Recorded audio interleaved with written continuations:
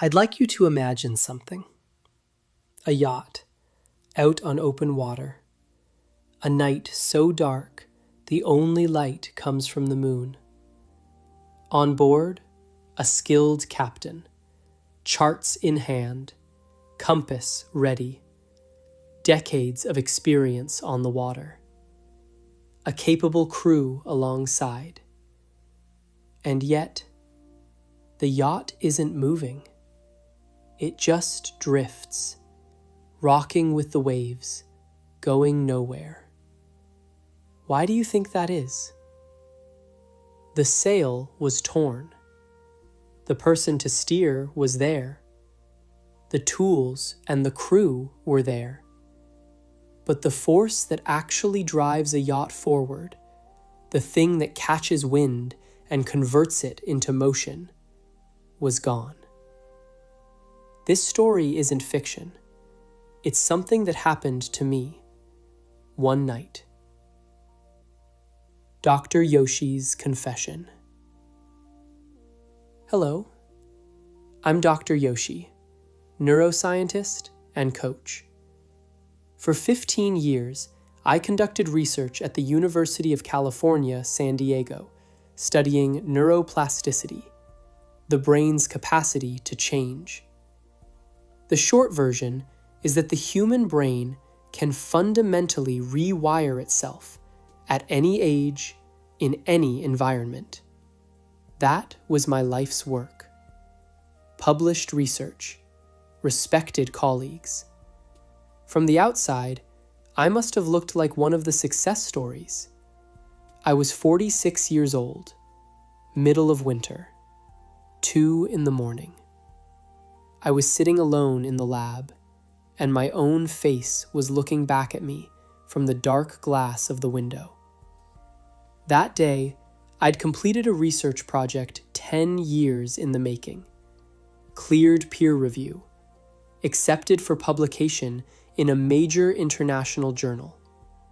By every external measure, I'd reached something. And looking at that reflection, I felt nothing. No joy, no accomplishment, just a vast, quiet, hollow emptiness. As a neuroscientist, I knew the name for what I was experiencing: the arrival fallacy, the psychological trap of believing that once you reach your goal, you'll finally feel satisfied. I knew it. I could have lectured on it. And I had walked straight into it anyway. Because knowing something in your mind and living it in your body are two entirely different things.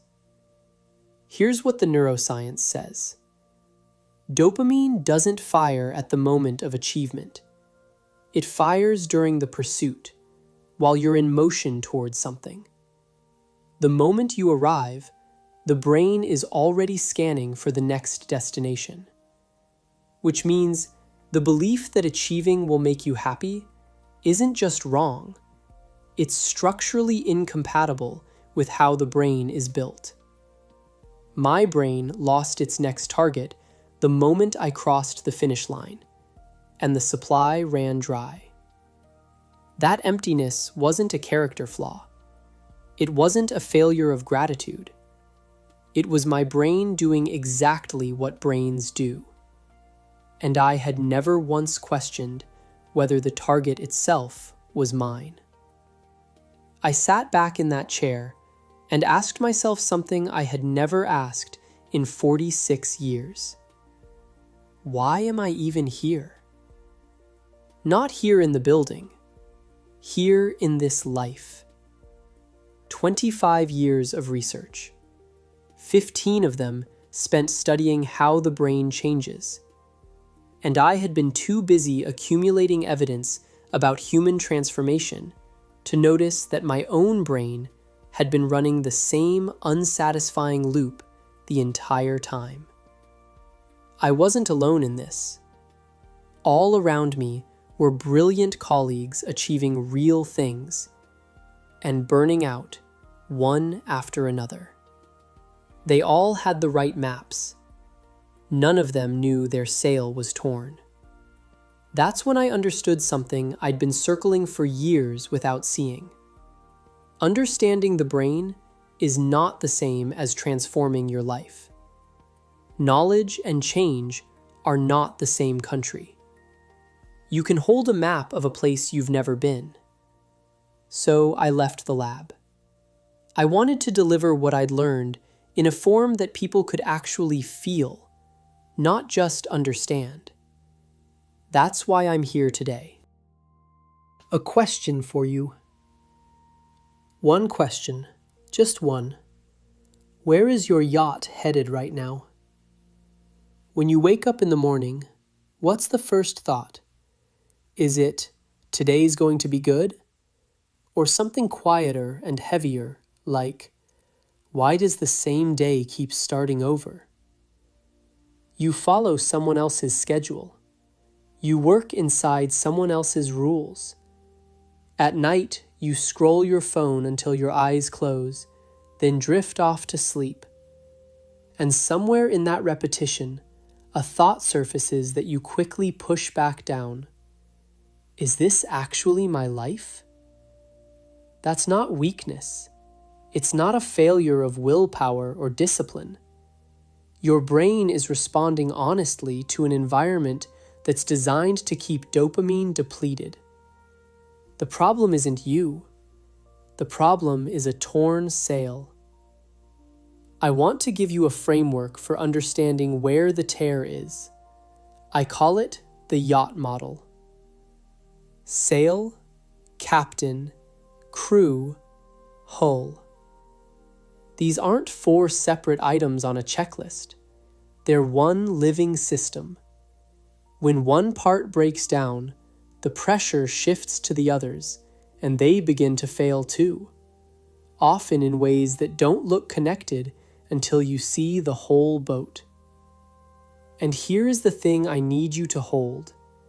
Fixing all 4 at once is not the goal, and probably not possible.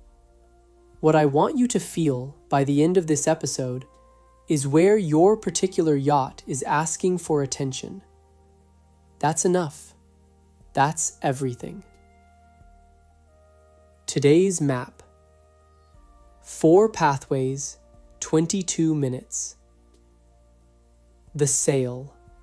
The energy that moves you and why it goes silent. The captain. Reclaiming your judgment from the voice that's trying to protect you. The crew. Why the oldest intelligence you have keeps getting ignored.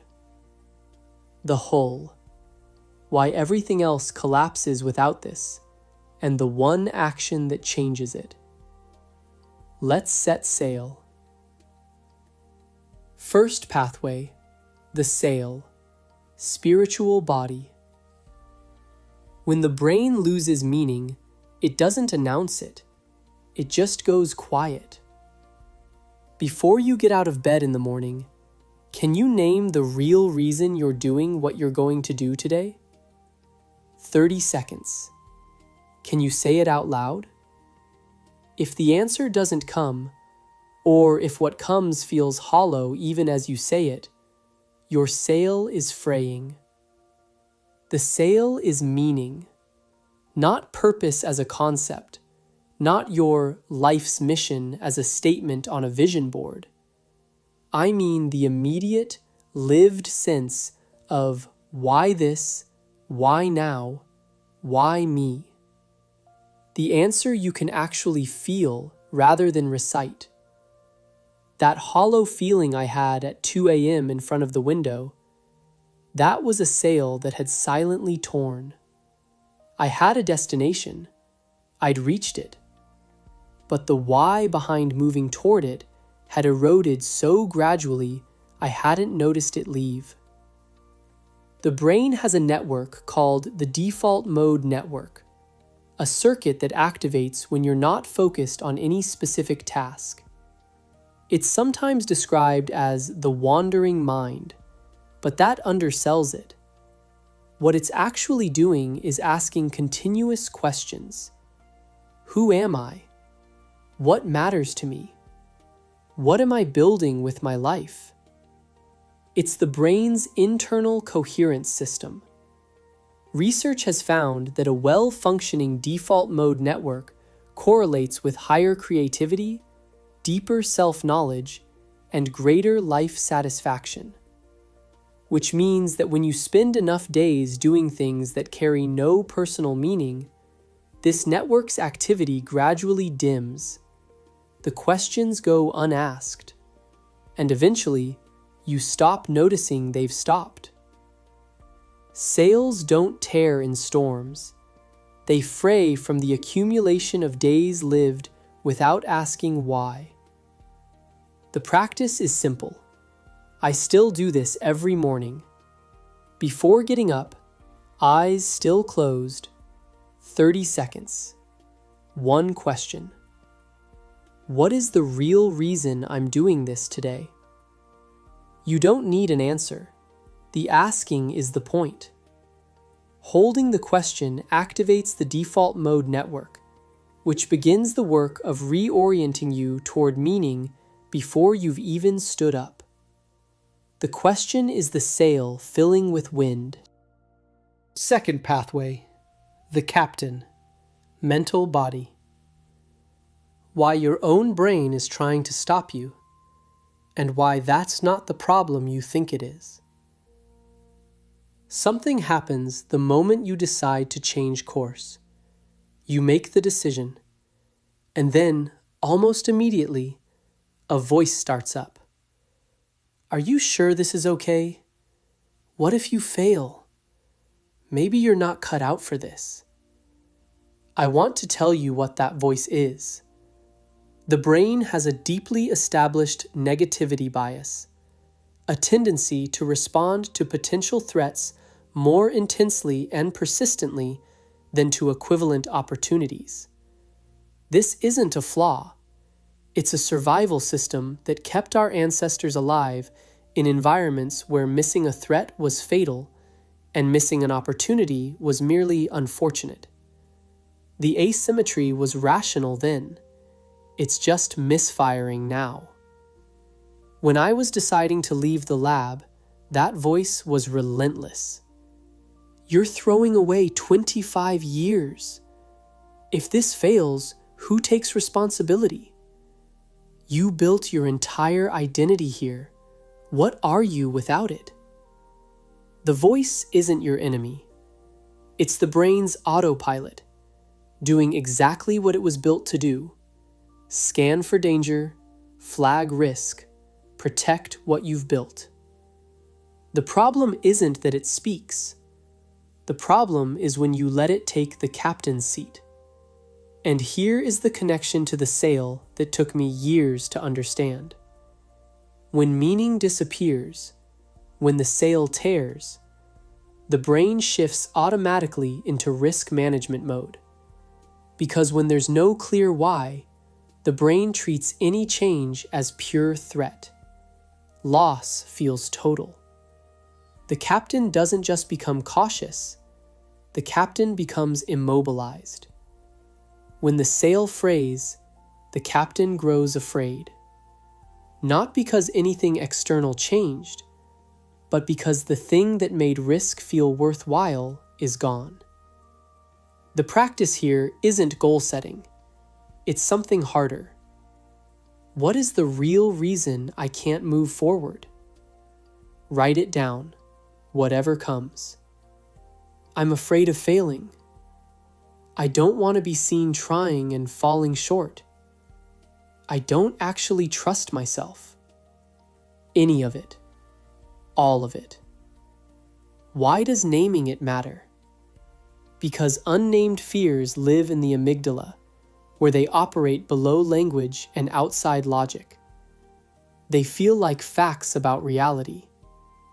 The moment you put words to a fear, the prefrontal cortex begins treating it as information, something to examine rather than something to obey. Neuroscience has shown this reduces amygdala overactivation. The fear doesn't vanish, but it loses its grip on the wheel. I want to say something before we move on. Something the framework doesn't usually say.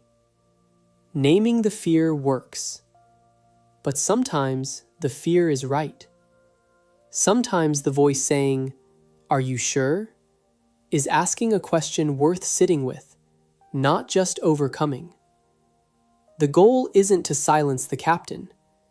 It's to put the captain back in conversation with the rest of the crew, rather than letting one frightened voice speak for everyone on board. Third pathway, the crew, emotional body. For 25 years, I treated emotion as noise. Then I learned what goes silent when you do that. I need to tell you something I'm not entirely proud of. For most of my career, I treated my own emotions as interference. I was a researcher. Subjective data was suspect. So whenever I felt something, discomfort, dread, that particular weight that starts behind the sternum and works downward, I would immediately convert it into a logical problem and move on. I was very good at this. I thought it was a skill. That hollowness at 2 a.m., the crew had been sending that signal for years. They'd been telling me the route was wrong. I never looked up from the charts. Antonio Damasio's research changed my understanding of this permanently. His patients with damage to the brain's emotional processing regions could reason flawlessly and were completely unable to make decisions. Not complex decisions, any decisions. What to eat, where to sit, which pin to use. What Damasio found is that emotion doesn't interfere with reasoning. It's what makes reasoning possible. Feelings function as rapid evaluation signals, telling the brain what matters before conscious thought has time to weigh in. Without those signals, the reasoning machinery has nothing to prioritize. It spins in place. Emotions aren't obstacles to clear thinking. They are the oldest navigation system the body has, and they run faster than the mind. Damasio called these signals somatic markers, the body's way of flagging significance before language arrives. In my case, during the period when I was dreading the lab but telling myself the work was meaningful, my stomach was heavy every morning before I'd consciously registered anything. While I was driving in, my chest would tighten for no reason I could name. My body knew the truth months before my mind would admit it. The body doesn't lie. It just speaks in a language most of us were never taught to read. Tonight, 1 minute before you sleep, instead of writing what you felt today, write where you felt it. Not emotions, locations. My chest felt tight. My stomach was heavy from the moment I woke up. Something released in my shoulders around noon. My throat tightened when she said that. You're not analyzing, you're translating. Letting the body say what it already knows. Listening to the crew is learning to read the oldest language you have. And when you keep ignoring it, the next pathway holds that answer. Fourth pathway, the hull, physical body. Everything else is built on this, which is why it's the one most people keep deferring. I want to say something directly, and I want you to hear it as a structural argument rather than a wellness lecture. Neuroplasticity, the brain's capacity to change, which is the foundation of everything I've been describing, is not a psychological phenomenon that happens to use a brain. It's a biological phenomenon that requires specific physical conditions. When those conditions are absent, the other three pathways don't just become harder, they become largely inaccessible. If the hull is compromised, the effort you put into sail, captain, and crew is like trying to fill a vessel that's taking on water faster than you can pour. When sleep is insufficient, the brain doesn't decline evenly. Neuroimaging research has shown that the prefrontal cortex, the region responsible for planning, judgment, emotional regulation, and meaning-making, takes disproportionate damage. The reason is structural. It's the brain's most evolutionarily recent region, the most energy-intensive, and the first to be rationed when resources run short. Think of it as the brain's most sophisticated but least robust system. A high-performance CPU that runs hot and is the first to throttle under thermal load. When that region is compromised, the specific capacities it governs start to fail. You can't hold a meaningful question in mind. You can't name a fear accurately. You can't translate a somatic signal. You can't choose a direction rather than simply react to whatever demands the most attention. The rudder is there, but it won't turn. The map is there, but you can't read it. The emotions are there, but you can't translate them. That is a sleep-deprived yacht. And there's a connection back to the crew you should know about. When you habitually override the body's signals, the somatic markers that Damasio described, the body escalates. The signals it couldn't deliver through the front door start arriving through others. Chronic tension that has no injury behind it. Fatigue that sleep doesn't resolve.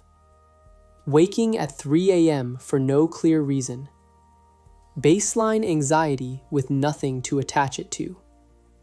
These aren't psychosomatic complaints. They are the hull's distress signals. The crew's messages arriving through the last channel still open.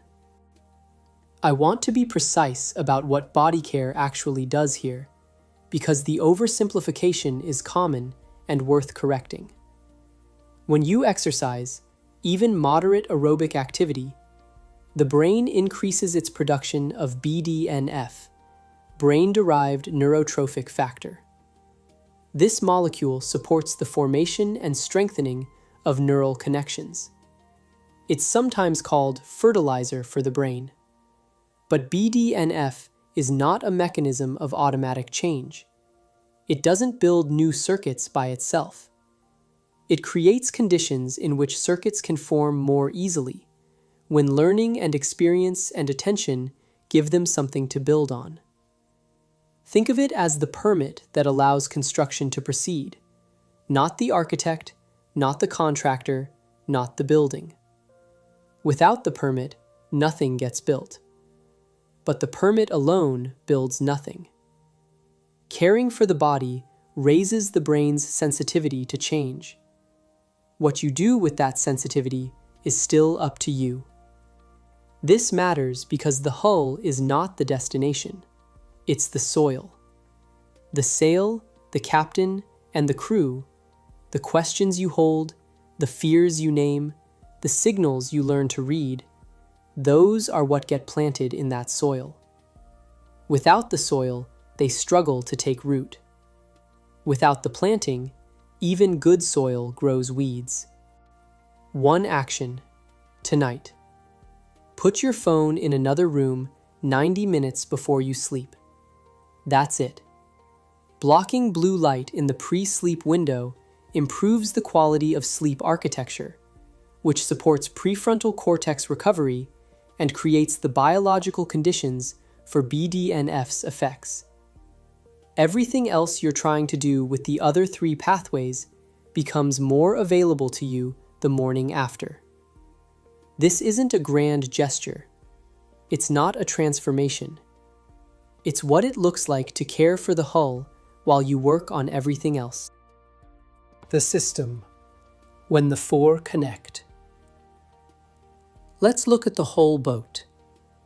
When the sail tears and meaning goes dim, the captain loses the thing that made risk feel worthwhile. Fear fills the vacuum. The captain becomes defensive, cautious, rigid. When the captain is afraid, he stops listening to the crew. Emotions feel inconvenient. They get overridden, rationalized, suppressed. When the crew is silenced, the body carries the load. It escalates. Tension, fatigue, disrupted sleep.